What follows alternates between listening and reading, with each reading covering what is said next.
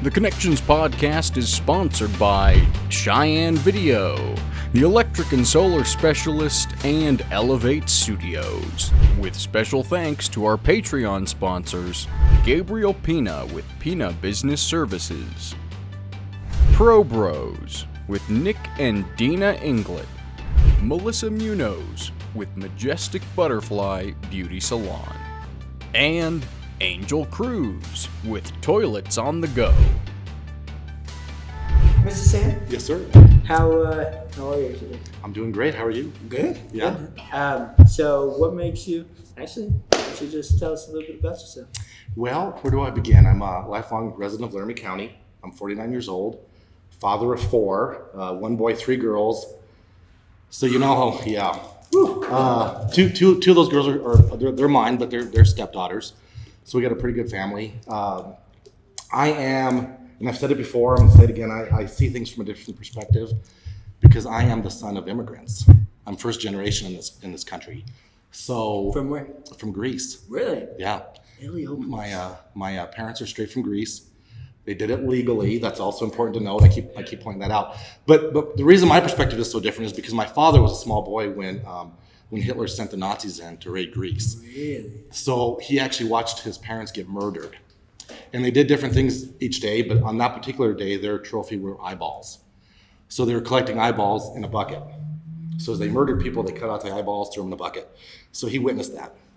Hid in the stove for, he doesn't even really know how long, he thinks a day or two, until he thought it was safe. And then he was kind of on his own after that.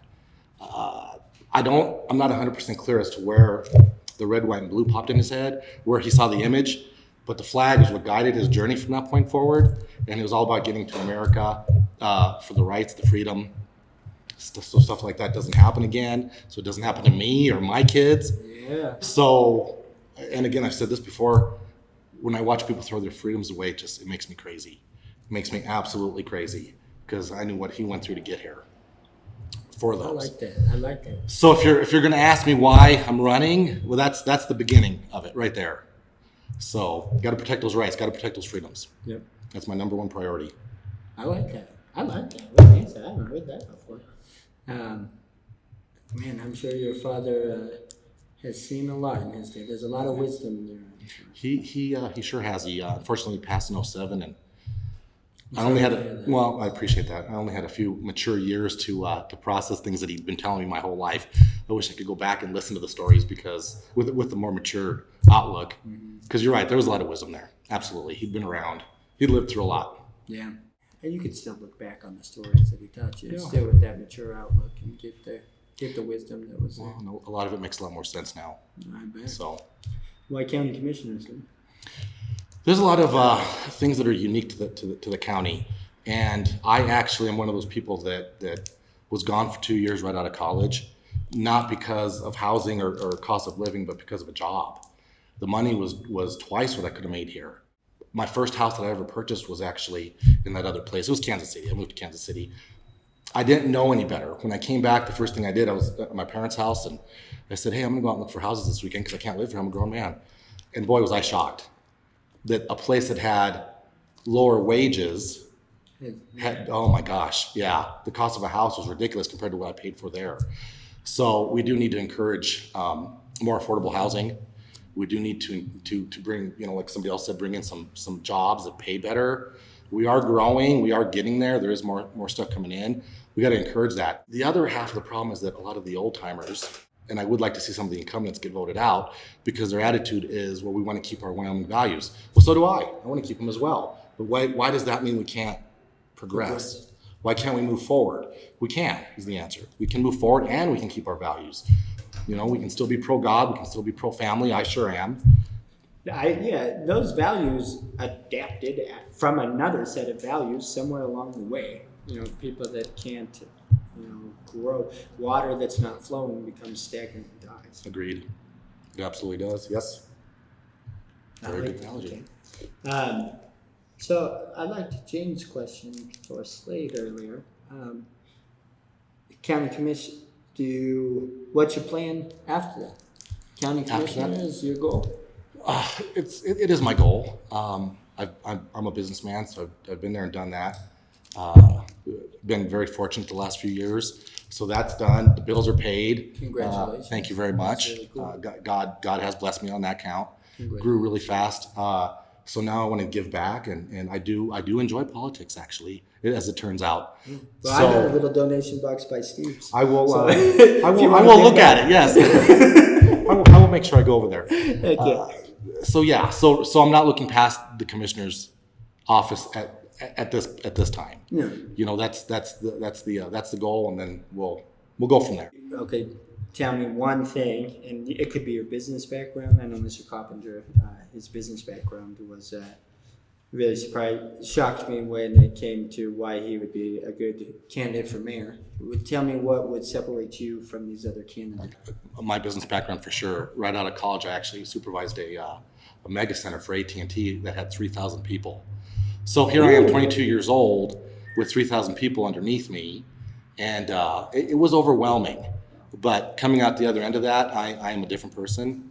Rather, I was many years ago. So leadership, for sure. Getting people to getting along with those people is huge. And I know we've had some problems with that in our elected offices. Yeah. So that's important. It's very important. You know, I talk about the intangibles that I bring to the marketplace, to my job site, and attitude is definitely one of them. Getting people to communicate, you know, is another one. Yeah. Nobody's real threatened by a skinny white kid, so well, they don't mind being nice.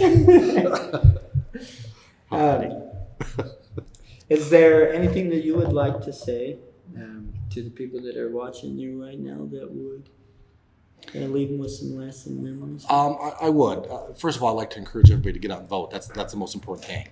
August 18th is the primary, but I discovered in some of my campaign going door to door that a lot of people they'll vote their party ticket, but they check the box. Let me rephrase, they check the first box. I encourage everybody to do their research. It is important that you do your research and don't just vote for name recognition. Don't just vote because there's a big giant sign sitting on a corner somewhere. It's too important, especially at this point. With everything going on nationally, and we really got to start in our backyard before we can change anything, you know, up at the big White House. So do your research, get to know us, get to know all the candidates, and vote accordingly. I like that. You guys have anything for Sam? Well, I do. I always have questions. Yes. Yeah. So what was the big event that transitioned you from business owner to wanting to work in politics? It was very simple. It was me sitting on the couch complaining about something. It wasn't even local. It was presidential, I think. I don't even remember clearly. And the wife saying, hey, you know, this is getting old. You know what they say, get up and do something about it. So I got up and did something about it. Or I'm trying to do something about it. So yeah, that was really, it was that simple. That's a good question. That's a good question. Yes, sir. And this actually goes for you and Slade. I didn't get a chance to ask earlier. Is there any works or any talk of expanding Highway 30 going out east of town into more lanes, like a 4-lane or anything, just because of the accidents, because of the congestion? It's rural enough to where it's easy to kill 15 to 20 minutes behind a grader or a traffic coming into town. I'll be honest with you, I don't know 100%. There have been a couple different plans over the last year. I used to live in Saddle Ridge and I live in Dakota Crossing now. Sure. So I'm right on there every single day. I have kids, we ride motorcycles, we do all kinds of stuff. So safety of that particular stretch of road is important to me. Well, I didn't know, because it's a highway also. Yeah. I didn't know how that played into federal funds.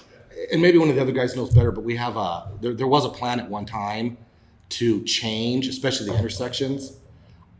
That may have fallen by the wayside, but something does definitely need to be done. Slade, do you know specifically on Highway 30?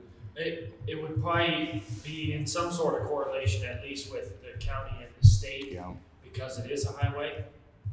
But I know because we continue expanding more so out east than west, our efforts of expanding into western Laramie County are not quite as great. So it is probably something that I know it has too, like you said. It has kind of addressed, but does also. That's on my notepad in my head now. I'm gonna go find out what happened to that. What happened to that plan? Because there was a plan. Yeah. So we just kind of forgot about it, I think.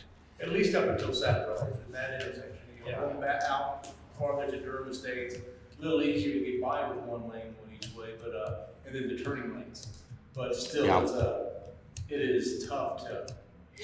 Well, and even in the HOA meetings, a couple things have come up about adding some roads off of Highway 30, which isn't exactly what he asked, but there's something. I'm gonna have to go find out specifics. Probably has something to do with the Christensen overpass and what too, so there has to be plans to include all of that. Yeah. So, I think so.